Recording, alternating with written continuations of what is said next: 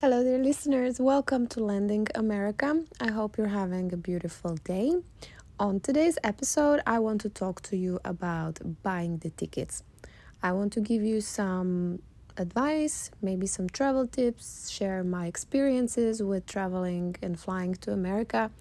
Let's see what happens. To buy a ticket to America, I recommend you to use apps such as Kiwi, Kayak, or Skyscanner. My favorite one is Kiwi because it's user-friendly and it always shows you the best options, also the fastest and cheapest, depending on your filters. Depending where you fly from, you might need connection flight. For example, when I fly to Slovakia or from Slovakia, I always fly from Miami to either London or Warsaw, and from there I take another flight to Košice, which is the closest airport to where I'm from. I know we don't want to spend a lot of money on the tickets, but I would urge you to make sure to find the trips that don't have too many connections.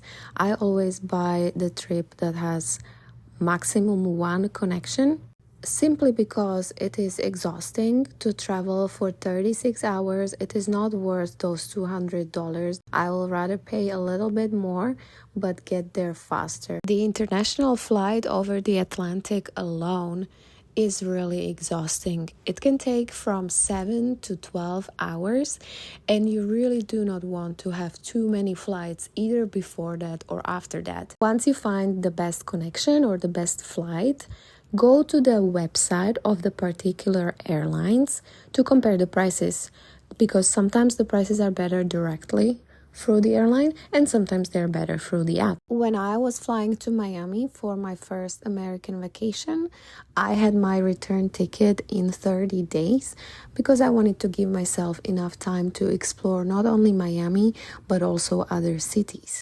The prices of the tickets differ. I was able to buy a one-way ticket for $300, but also for $1,000.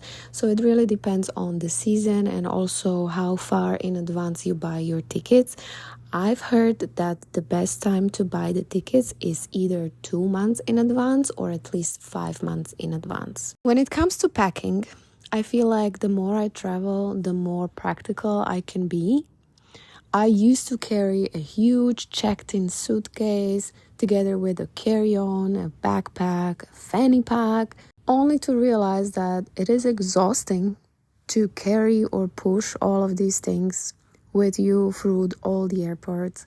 At the end of the day, I barely used 50% of the items I have brought with me. So now, when I travel, I usually only carry a personal item with me, because for my trip to Slovakia, I already know what exactly I need. And also most of the things I need on a daily basis, I already have in Slovakia. So why would I carry them across the world? Some of the non-negotiables to pack for me are AirPods, to listen to the podcast, for example, as well as the headphones, because I have learned the hard way that not all international airlines provide them. So if you want to watch a movie, you will not be able to if you don't have external headphones.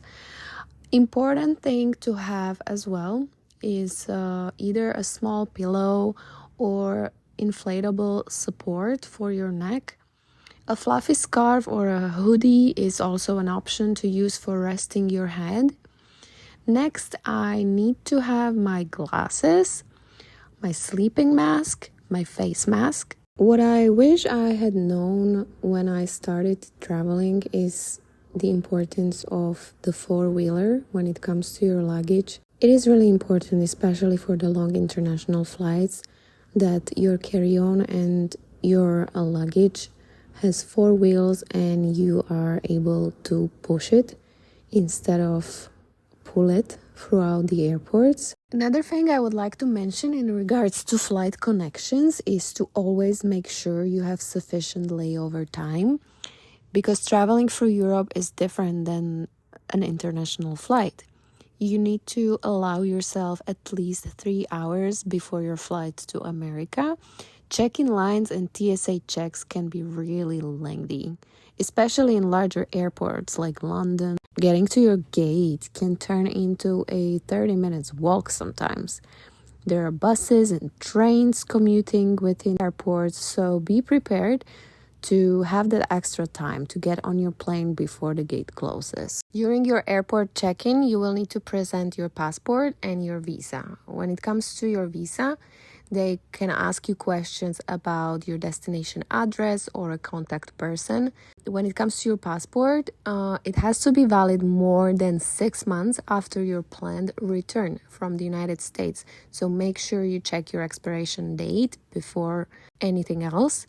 Some airports, such as Dublin, for example, have US customs, which means you should be there at least 4 hours before your flight, because in this case, all passengers go through the US customs already in Dublin.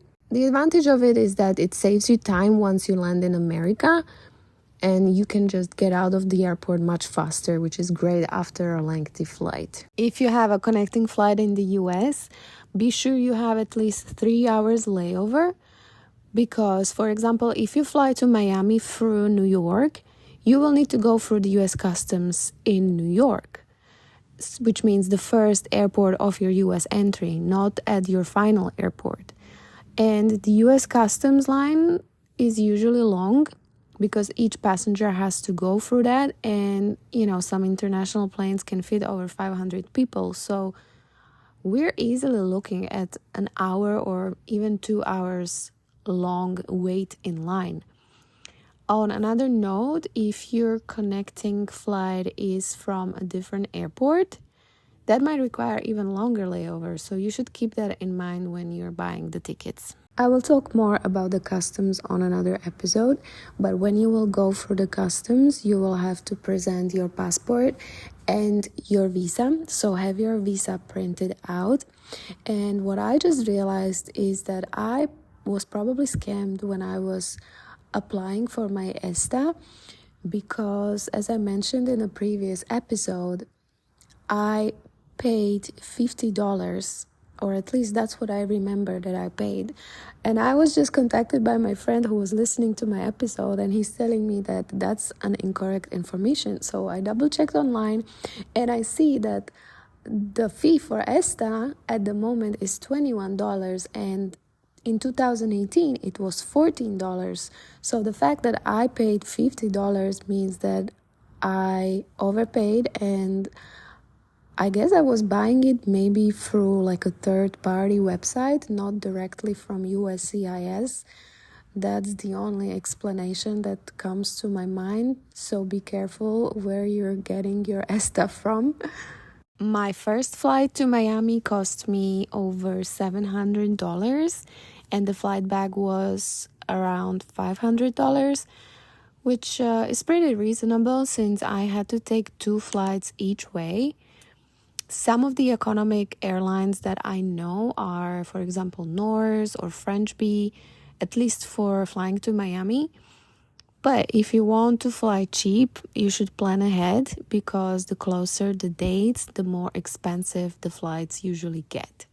So keep in mind also that some of the cheaper airlines are not the most comfortable. They do not provide food or blankets or headphones, and you will have to purchase those on board, and that will add up to your total ticket cost. I was flying with the British Airways, and it was a great first international flight for me. The plane seemed so big, the food was excellent. I honestly didn't even know there will be any free food served, so that was an amazing surprise. I had a funny experience there because the flight attendant served me the water as well as the glass of wine, and it fell into my lap with like the first turbulence. I recommend you to have extra pens in your hand luggage, because you never know when you end up totally wet on an 8-hour flight, and my whole seat was wet as well. So they were nice to provide me with a new seat, and there was no passenger next to me or behind me.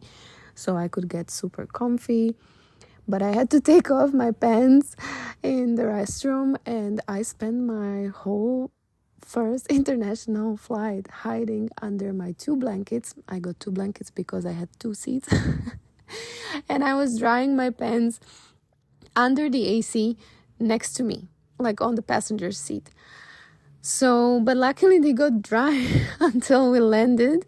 As I have mentioned before, I had a couple of funny stories when it comes to flights. One of the most recent is that I had a passenger next to me who smelled really bad, like sweat, like really bad. Like he was just running directly from the gym, and he just barely caught this flight. That's how bad it was. And unfortunately I didn't have the mask, and so I couldn't really like cover my face not to breathe it. I used my scarf and like my hoodie and everything I possibly could to not breathe it in. It was a tough flight. It was a tough flight because there was nowhere to run away from it, and I just was turned away from him the whole time, like towards the window. I don't know if he like got my message. The best part was when he was sleeping, because he was not moving, but every time he moved, it was like this. It was so bad. I don't even want to tell you. Another experience that was not very pleasant, would really love to have my AirPods with me, was when I was flying from Madrid, and I was flying with like a football club. It was like 12 to 13 or 14 years old boys who, like, it was a lot of them, and they were all behind me, and they were French, and they wouldn't shut up. They would talk throughout the whole trip. 8 hours, young kids yelling in French behind you. That was painful. I mean, French is nice, but not in this scenario. I had also a couple of experiences with babies when also, again, if you want to sleep, it's not ideal. But I love babies, so I forgive them. Last but not least, make sure your phone is charged once you land in America. Make sure you are able to connect to the airport Wi-Fi. Without American number, I wasn't able to call or text outside of the airport, and I'm not sure why, but my first arrival to America, I wasn't even able to connect to Wi-Fi at the airport, and it gave me a little bit of a struggle to get to my destination because I wasn't able to call an Uber. I was so excited I didn't really mind, because I just waved on that yellow cab like I saw even in the movies. Yeah, I did that. Yeah, I paid an overpriced cab. But I really didn't mind at that point. This is all from me for today. I hope the information I shared with you was helpful. And if you enjoyed today's episode, feel free to subscribe to my podcast, leave a review, give it a rate, give it a like. Anything helps the podcast grow. I appreciate you enormously. Thank you so much again. And I'm going to talk to you on the next one. Bye.